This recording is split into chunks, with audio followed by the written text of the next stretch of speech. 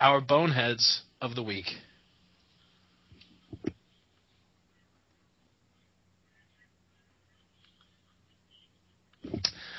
My bonehead of the week is Keith Kaiser. It absolutely infuriates me seeing him literally just go on like Chael Sonnen and talk crap about other fighters. Yeah, you know what? Nick Diaz did test positive for marijuana metabolite, and he's serving his suspension. That's it, and that's where it should end. Keith Kaiser coming out acting like a jackass, saying, oh yeah, well, you know what? We all know why Nick Diaz was drinking those bottles of water. There's no question. It's because he was going to test positive, blah, blah, blah, just trying to puff himself up. Keith, no one wants to hear that. You know, if there was a judge, say after the OJ trial, the judge came out and was talking shit about OJ, saying, we all know why he was faking to put that glove on his hand, and we all know this and that, he would get disbarred, because that's not how a judge should act. And because these crooked-ass state athletic commissions can just get away with doing whatever they want, because apparently they have no government regulation, even if you have a dipshit like Keith Kaiser at the helm, he's not going to get kicked off. It infuriates the hell out of me that Keith Kaiser can be in such a position where he can pump himself up and act like such a jackass. I can't wait for the day where Keith Kaiser is replaced and ends up being a homeless man on the street like Chris Weidman. Yeah, Keith Kaiser, screw you, you arrogant fucking prick. You're my bonehead of the week. Fucking prick. I agree. Total prick. My bonehead of the week is the goddamn injury bug. Stop it. Stop biting people and stop making them injured. It's getting goddamn annoying. I mean, we have, Aldo, we have, Pettis, we've got Carwin, we've got Yegan, we've got all these guys that are just, I don't know what it is, man. It seems in the last year there's been more injuries prominently than any time I can remember. Maybe it's the fact that the UFC has a bloated roster, but goddamn it, it's getting really fucking old, really annoying as a fan, as a fanatic, as an MMA mentalist.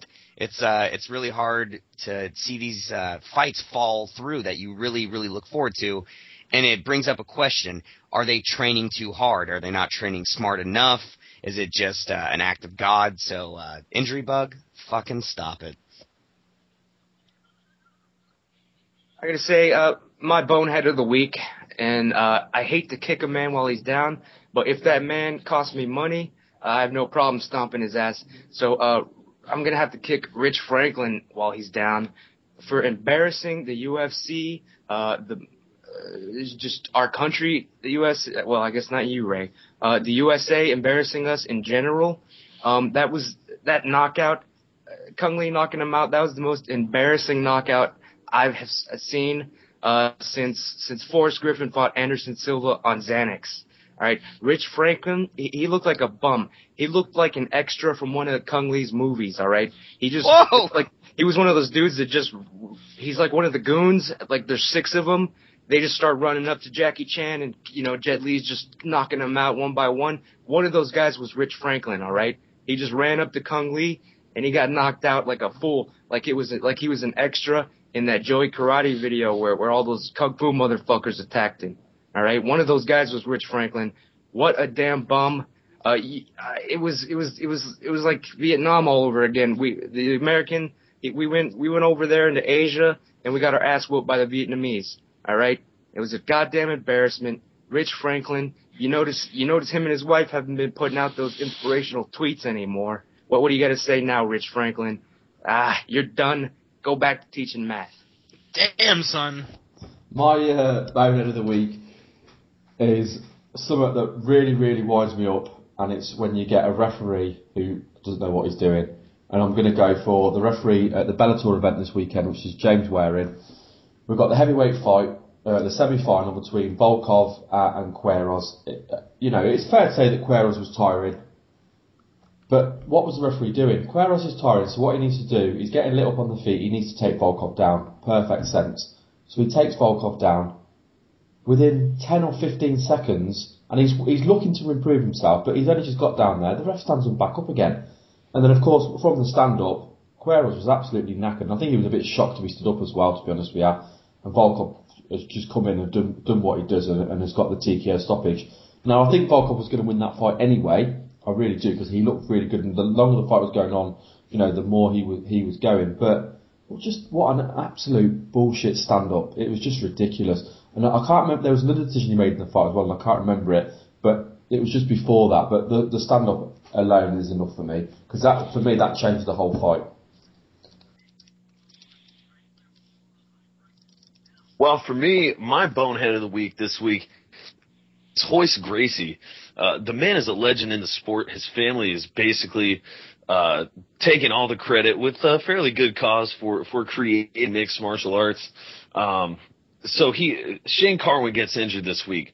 Apparently blows out his knee, rips every fucking ligament, the ACL, the PCL, the MCL. He just blows the shit out, right? The streak of the tough coaches continues. Another tough coach injured just a month before the finale. And Royce Gracie comes out and he says, "Oh, Shane Carwin's injuring himself because he's a former PED user." Well, guess what, Royce? So are you. Kazushi Sakuraba, son. You fucking pop dirty.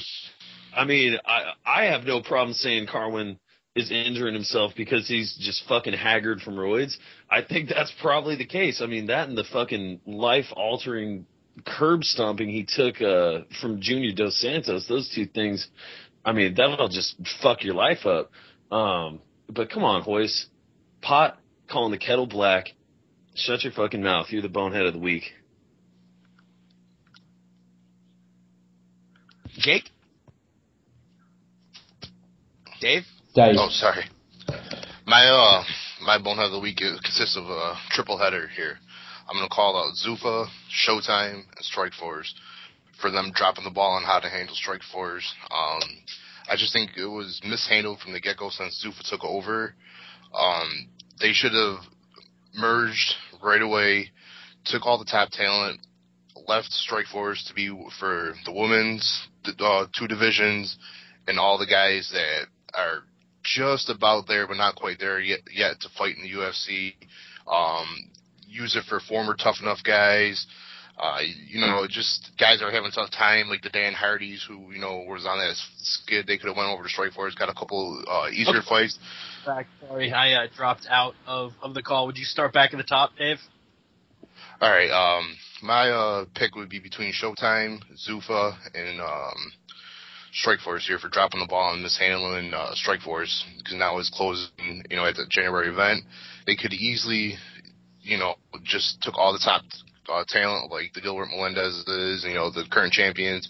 They already took all the heavyweights out of there, moved them all to the UFC, kept the women's divisions, and, the tough enough guys, guys having a hard time, like Dan Hardy's and stuff like that before he started finding his winning ways again. Hold on, Dave. Guys. Hold on, sorry. Jake dropped out again. That means we're not broadcasting. Troubles. Once again. There we go. Are you with us, Dave? I'm here. All right. Yes. All right, dude. I don't know what the fuck is going on with this shit. It really pisses me off that I'm paying $70 a month for basic cable and basic internet, and this shit drops out on me on the regular. You were about 30 seconds in, Dave. Just maybe back up 5 seconds from where you were. All right. Well, I think that the biggest thing they could have done was leave Strikeforce the way it is. You keep it with the up-and-comers, guys having a tough time, the women's divisions. You focus on all that. That way, you don't have to let guys go that, drop a couple fights. They can stay in the Zuffa family. You don't have to worry about them going to other competition, making a big name for themselves, and then they won't be able to get those guys back. You just basically that. That way, Showtime still gets shows, and you can put on very good shows still. I just think it was a dumb idea or a dumb thing that they did from the get-go, trying to keep Strikeforce separate. They were so against having the crossover fights, which could have saved multiple shows on both occasions between the UFC and Strikeforce. I think they're just stupid for the way they mishandled Strikeforce. Yeah, so looking at all of our boneheads, I got to go with Royce Gracie here. Patrick makes a really good point. Pot con the kettle black. You can't fucking be taking steroids and call another dude out for taking steroids. And I don't buy this shit anymore. Saying oh yeah, you know what? My Twitter was hacked. Whatever. I've had 3 Twitter accounts for like 2 years. No one has hacked my shit. Hoist Gracie, either get a better password or stop making dumb comments and then saying you're hacked afterwards. My bonehead is Hoist Gracie. All right. I'm looking back on all of them. You got Rich and Kaiser. These are individuals who I'm not too pissed off at personally. And then you got the whole Zuffa Strikeforce Showtime thing. That's just business. Doesn't piss me off that much. Hoist being a dumb idiot talking about steroids. So be it. My money is on referee James Waring. If you can't do your job properly, then you shouldn't have a job. And when you're taking other people's lives in your hands, as they do in mixed martial arts, if you can't protect a fighter, what are you doing inside the octagon? Get out of there. Get this idiot out of there. Or at least put him on some kind of suspension where he has to take specialized classes. So I'm definitely with Ray on that one. He's my bonehead. Ramses, who is your overall bonehead of everyone's bonehead? You can't choose your own. I haven't even heard about this Hoist Gracie thing, so I'll have to check that out. But yeah, he seems like a damn fool, Hoist Gracie.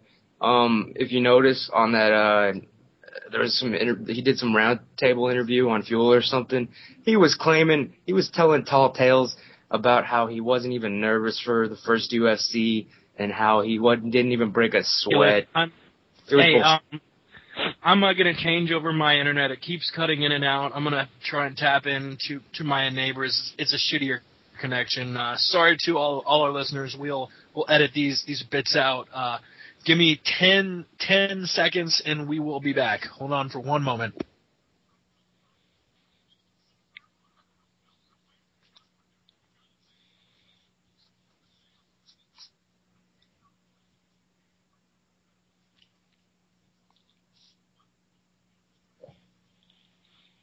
All right, you should be good to go, Ramses. Yeah, okay. Yeah, I was just gonna say Hoist Gracie if I had to pick out of all the other boneheads.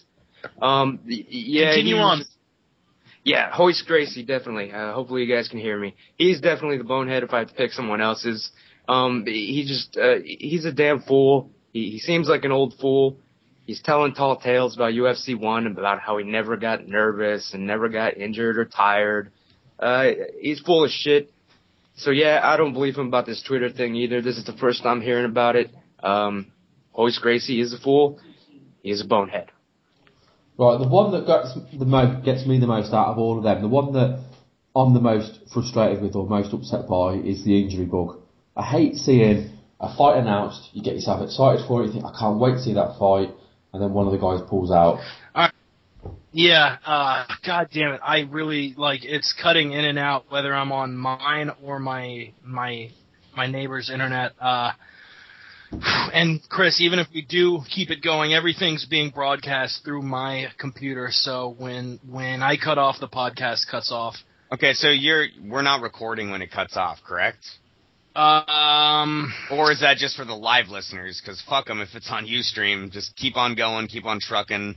If it's your internet that's cutting out, then obviously we got to figure that out. But if it's just Skype, then I think we should keep on going. All right. Well, it sounds like we're good now. So Ramses, carry on. No, it was on me. It's recording at my end as well. Yeah, so that's the thing that gets me the most is the injury. I hate seeing a fight announced. I get excited for the fight. I can't wait to see Fighter A versus Fighter B, and then Fighter A falls out of injury. So for me, the bonehead of the week is the injury bug. Yeah, there's a ton of great selections from this. I mean, Kaiser, he's just a perennial bonehead of the week, bonehead of the year, whatever you want, bonehead of the millennium. That guy's a douchebag. He does his job just about as poorly as the referee in the Alexander Volkov fight. I mean, God, I really don't know which way to go with this one, but man, I'll go with the referee in the Volkov fight. I'm going to have to go with the injury bug. I think we call this one Bonehead of the Year, maybe, or it could be in the running for it. It happens way too often these days. Pisses you off to no end. I think Ray pretty much hit it on the head. You're so excited to see a fight, and then boom, injury happens, and you get stuck with a replacement that you don't care about. So my pick's definitely the injury bug. Wow, it looks like for the first time in our 8-episode history, we have a 3-way tie between Hoist Gracie, the injury bug, and referee James Waring. You 3 idiots are our boneheads of the week, including the injury bug. I hate that fucking idiot. Before we break down UFC 154, Ray, you wanna bring us our weekly edition of your Fight Busters? Yeah, I've got 3 new clues. And I'll also give out the answers for last week's and explain to you how we came to the answers so you can get